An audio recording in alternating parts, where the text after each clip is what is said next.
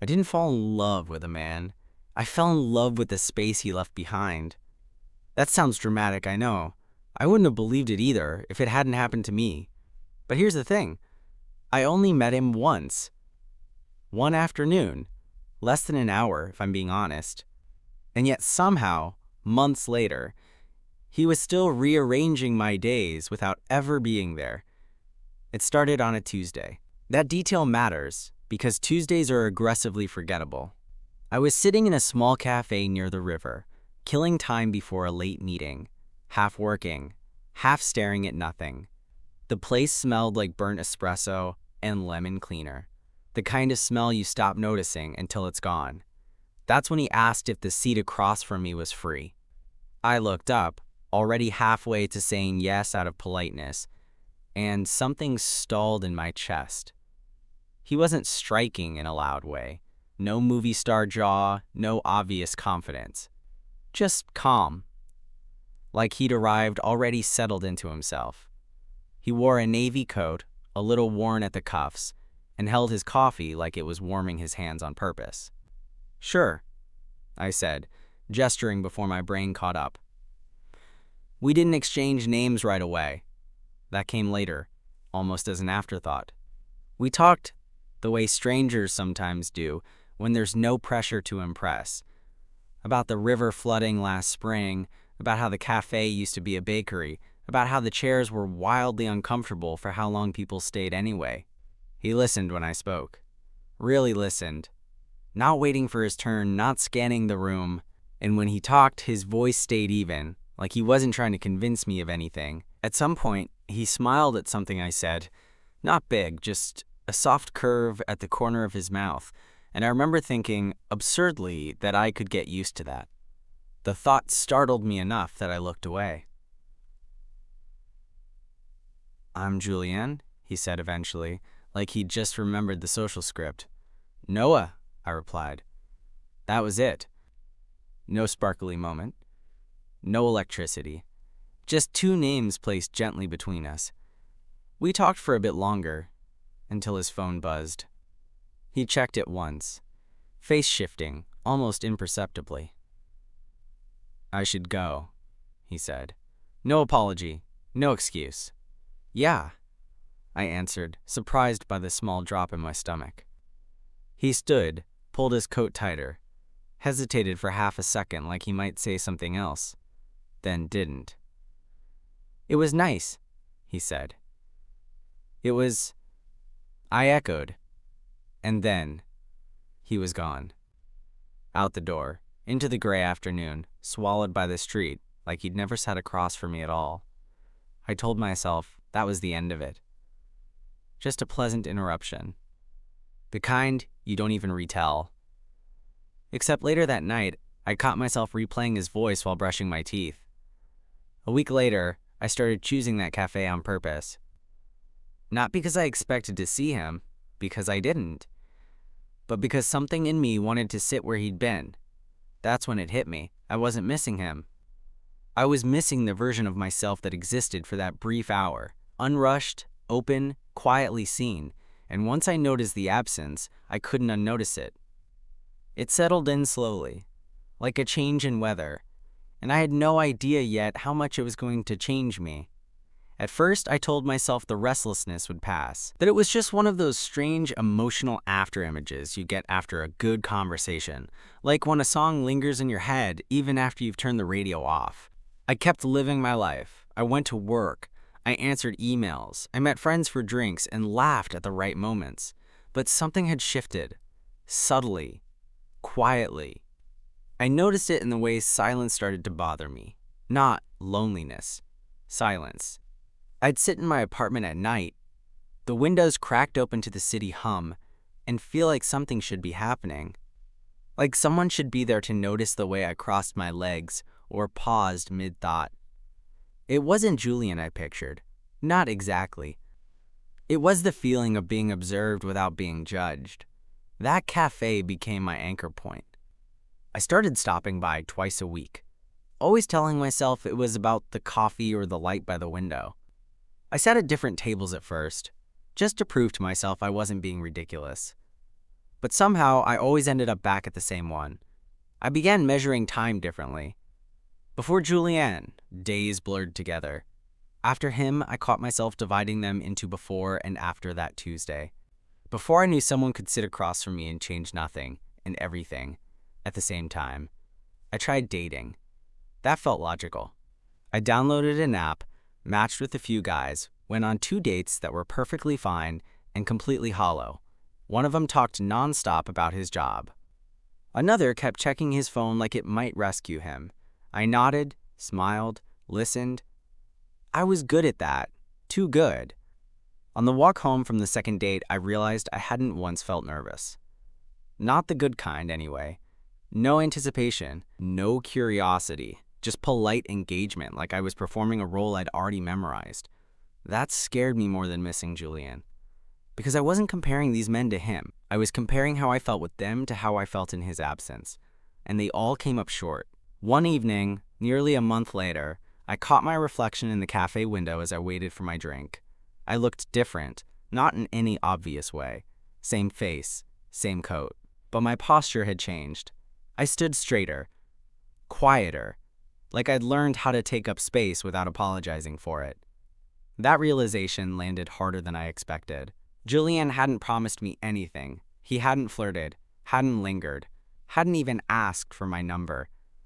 And yet, somehow, he'd left me altered, like a hand pressed briefly into wet clay. I took my coffee to go that night and walked along the river instead. The water was dark, slow, reflecting broken lines of light from the street lamps. I thought about how strange it was to be shaped by something so brief. To miss a person not for who they were, but for who you became around them. I didn't know if I'd ever see him again. And that uncertainty settled into me, not sharply, not painfully, but with a quiet weight. Still, as I stood there watching the current move steadily forward, I understood one thing with surprising clarity. Whatever that hour had unlocked in me wasn't going back to sleep. By the second month, I stopped pretending I was waiting for him. That was the lie I'd been telling myself, that I kept returning to the cafe because maybe, statistically, paths crossed again. But the truth was quieter and harder to admit. I wasn't waiting for Julian to reappear. I was learning how to sit with the shape of the space he'd left. I started noticing absences everywhere. The empty chair across from me. The pause after a joke that landed but didn't echo. Even my phone felt heavier in my pocket, like it was supposed to carry something it didn't have. Friends commented on it first. "You're distracted lately," one of them said over drinks. Another told me I seemed calmer, which felt like a strange accusation. Calm wasn't what I felt. Aware was closer, like someone had turned the volume down on everything except what mattered. I stopped filling every moment. No more background noise just to avoid my own thoughts. I walked instead of taking rides. I cooked instead of ordering in. Small things. But they added up, like I was slowly stepping into a life with more negative space and realizing how much I needed it. One afternoon, I took a different route home and ended up on a street I rarely used. Halfway down the block, I froze. Not because I saw him. I didn't. But because my body reacted as if I might. A subtle lift in my chest. A readiness I hadn't consciously chosen. That scared me. I stood there longer than necessary, watching people pass, each wrapped in their own orbit. It hit me then that this wasn't about romance. I wasn't aching for a relationship, or even for Julian specifically. I was aching for resonance. For that rare alignment where you don't perform, don't brace, don't edit yourself mid-thought. Once you feel that, even briefly, everything else starts to feel slightly off-key. I tried to trace it back. What had actually happened between us? No confessions. No longing looks. Just attention, presence. The absence of hurry. He'd met me where I was without asking me to move. I realized how rare that had been in my life. The change showed up in unexpected ways. I said no more often. I stopped explaining myself when I didn't want to go out. I let silences stretch instead of rushing to fill them. And oddly, people leaned in more when I did. Like they could sense I wasn't scrambling for approval anymore. Julian became less of a person in my mind and more of a reference point, a quiet north. Not someone I imagined kissing or holding, but someone who had unknowingly reset my internal calibration. There were nights I still wondered where he'd gone, what kind of life he stepped back into after that cafe. But the wondering had softened. It no longer tugged. It simply existed. And in that soft space, something else began to grow. I understood that what I missed wasn't him. It was the permission his absence gave me. Permission to slow down. To be exact instead of excessive. To trust that connection didn't need to be loud to be real. That realization settled in gently, like a coat resting on familiar shoulders. And for the first time in a long while, I didn't feel like something was missing. I felt like something had finally made room. The third month was when the memories stopped feeling fresh and started feeling permanent. Julien no longer appeared in sharp flashes. His coat, his voice, the way his smile barely announced itself. Instead, he existed like a background note I could always hear if I focused. Not distracting, not demanding. Just there. I stopped going to the cafe, not dramatically, not as some symbolic gesture of moving on. I just realized one morning that I didn't need it anymore. The place had done its job. It had held a version of me steady long enough for me to recognize him elsewhere. That surprised me. Growth is supposed to feel active, like effort. This felt more like release. I noticed it one evening at a work thing I'd almost skipped. Loud bar, exposed brick, people talking over each other like volume equaled relevance. Normally, I would have matched the energy, leaned in, laughed too fast. That night, I didn't. I listened. I spoke when I had something exact to say. And when the noise got too thick, I stepped outside without explaining myself. The air was cool. The street nearly empty. I stood there with my hands in my pockets and felt right. Not euphoric. Not proud. Just aligned. That's when it hit me. I hadn't thought about Julien once all evening. The realization didn't sting. It didn't feel like betrayal or loss. It felt like confirmation. Whatever he'd unlocked in me had become mine. Independent. Self-sustaining. Still, later that night, lying in bed, I let myself think of him again. Not out of longing. Out of gratitude. I wondered if he'd ever felt something similar. If he knew how much a single hour could ripple outward. Or if he'd walked away from that cafe unchanged, carrying on with a life already shaped enough not to need small collisions like me. That thought humbled me, because it reminded me that we don't always matter to each other equally. And that doesn't make the connection false, it just makes it human. A week later, I caught myself doing something new. I struck up a conversation with a stranger on the train, not because I wanted it to go somewhere, but because I was curious. Because I wasn't guarding the outcome. As we talked, I felt that familiar quiet openness, not identical to what I'd felt with Julien, but related. Like the same muscle, gently exercised. When I got off at my stop, we smiled, wished each other a good night, and went our separate ways. No exchange of numbers. No mental replay afterward. And walking home, I understood the full shape of it at last. I hadn't fallen in love with a man I barely knew. I had fallen in love with the version of myself who emerged in his absence. The one who no longer needed intensity to feel depth, or permanence to justify meaning. That version was still here, still walking, still breathing in the cool night air like it belonged to him. And as I unlocked my door and stepped inside, I felt a quiet certainty settle in my chest. Some meetings are brief because they're not meant to stay. They're meant to begin something. I thought that would be the end of it. A neat emotional arc. Insight gained, chapter closed. Life rarely respects that kind of structure. It was early autumn when his name came back into my body before it reached my mind. I was standing in line at a bookstore, half awake, flipping through a paperback I didn't intend to buy, when someone behind me cleared their throat. Not impatiently. Just politely. Something in the sound made my shoulders tense. I didn't turn right away. That familiar readiness bloomed in my chest again, quiet, contained, undeniable. I told myself it meant nothing. Muscle memory. Echo. Then I stepped aside to let the person pass. And there he was. Julian looked almost exactly the same. Same coat, though lighter this time. Same calm way of standing, like he wasn't fighting the world for space. But his hair was a little shorter, and there were faint lines at the corners of his eyes I didn't remember. He didn't recognize me at first. I saw it happen. The brief scan, the polite neutrality, and something in me relaxed. I realized I didn't need to be seen anymore for this to mean something. Then his gaze sharpened. "Noah," he said, surprised. Not startled. Just genuinely surprised. "Hey," I answered. We stood there for a second, the line moving around us, like the world had decided to politely continue. He smiled, not the same one I remembered, but close enough to tug at something low and steady inside me. "How have you been?" he asked.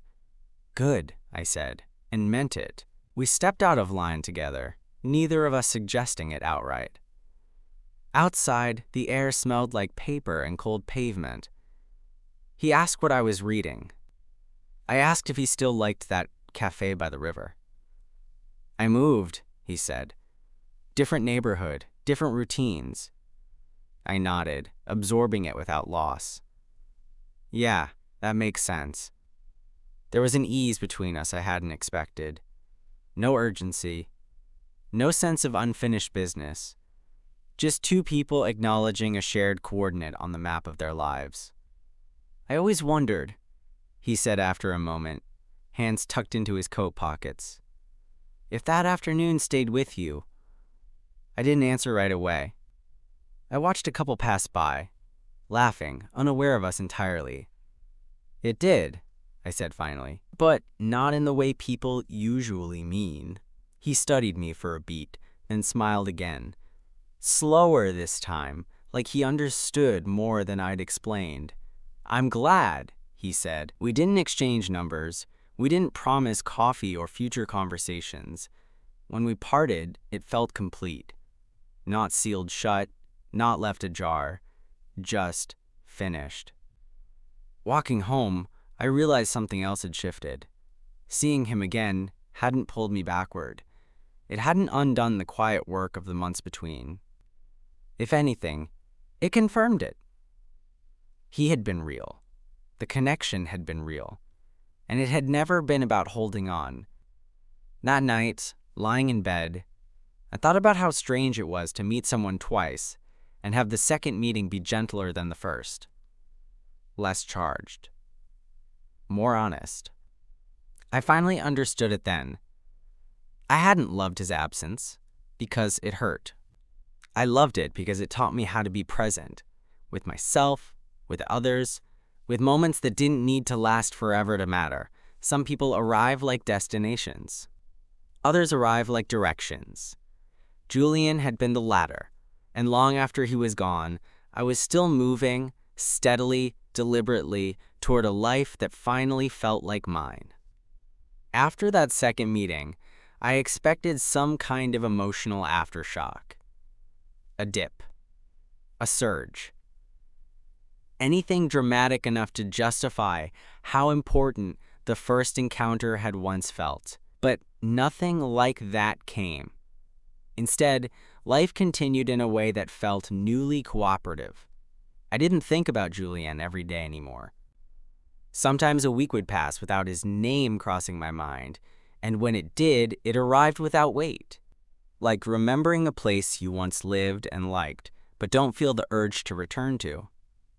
What surprised me was how often other people began to notice me. Not in a romantic movie montage way, just small shifts. A coworker lingering after meetings to ask what I thought. A neighbor striking up conversations on the stairs. Friends pausing when I spoke, actually pausing, like my words had found a cleaner path out of me. I realized I was no longer rushing to be understood. That had been the quietest habit I'd carried for years, over-explaining, over-offering, smoothing edges before anyone asked. Somewhere along the way, that urgency had dissolved. And in its place was something steadier. Trust, maybe, or simply patience. One night, a guy sat across from me at dinner. Someone new, someone kind, and I noticed the old instinct rise. The question, is this becoming something? Should it? I let it pass. We talked, we laughed. We shared a bottle of wine and a few honest silences. When we hugged goodbye outside the restaurant, there was warmth there. Potential. But I didn't chase it. I didn't retreat either. I just let it exist, unpressured. Walking home afterward, it hit me how different that felt from before. I wasn't measuring moments against an imagined future anymore. I was letting them be complete on their own terms. That was the real gift Julian had left behind. Not longing, not mystery, but a recalibration. A reminder that connection doesn't need to promise permanence to be profound. I used to think love was about accumulation. More time, more intensity, more certainty. Now I understood it could also be about precision. Late one evening, months after that first Tuesday, I sat by my open window, city sounds drifting in, and thought about absence again. About how empty space isn't always a loss. Sometimes it's an invitation. Julian had entered my life briefly, quietly, and left without disruption. But in doing so, he'd revealed a version of me I hadn't known how to access before. One that could stay open without grasping. One that didn't panic when something meaningful ended. I breathed in the cool air and felt settled. Not finished, not closed off, just grounded. Whatever comes next will come differently now. Slower, cleaner, with room to breathe. And if I ever think of him again, it won't be with ache or yearning. It will be with recognition. Because some people don't stay. They pass through, show you where you stand, and then trust you to keep going on your own. The funny thing about endings is that you rarely notice them when they happen. There was no final thought about Julian, no closing line, no internal nod of gratitude. One day, I just realized that the story had stopped asking for my attention. It didn't disappear. It settled. Like a book returned to the shelf, not because it was finished, but because it had given you what you needed. I was sitting on the tram, watching the city slide past in broken reflections, when it hit me that I hadn't thought about him in weeks. Not actively. Not passively. And the realization didn't feel like loss. It felt like space reclaimed. I smiled at that. Small. Unannounced. Life had grown quieter in ways I hadn't expected. Not emptier. Cleaner. Conversations felt less performative. When people spoke, I heard what they meant instead of what they were trying to protect. When I spoke, I didn't rush to soften myself. I'd changed. Slowly enough that no one could point to when. But deeply enough that I couldn't go back even if I tried. One afternoon, much later, I walked past the old cafe by the river. I hadn't avoided it. I'd simply outgrown the need to orbit it. The windows were fogged, the chairs still uncomfortable, the smell of espresso still clinging stubbornly to the air that leaked out each time the door opened. I didn't go in. I stood there for a moment, hands in my pockets, and felt nothing tug at me. No nostalgia spike. No ache. Just recognition. That place hadn't been important because of what happened there. It mattered because of what followed, because it cracked something open and trusted me to live with the opening. I kept walking. That was the real ending. Not closure, but continuity, movement without urgency. Later that night, at home, I caught my reflection in the darkened window. The city lights layered over my face, blurring the edges, softening the lines. I looked present, not searching, not waiting. I understood then that I hadn't fallen in love with absence because I was lonely. I'd fallen in love with absence because it made room for honesty, because it showed me that connection doesn't always arrive to stay. It sometimes arrives to teach you how to stand on your own without hardening. Julian had never promised me anything, and somehow that had been the gift. As I turned away from the window and switched off the light, I felt a calm certainty settle in. Not loud, not triumphant, just steady. Some people come into your life like anchors. Others come like mirrors. And some, rare, fleeting, quiet, come like doors you didn't know you were allowed to open. He was gone. But the space he left behind, that was finally mine.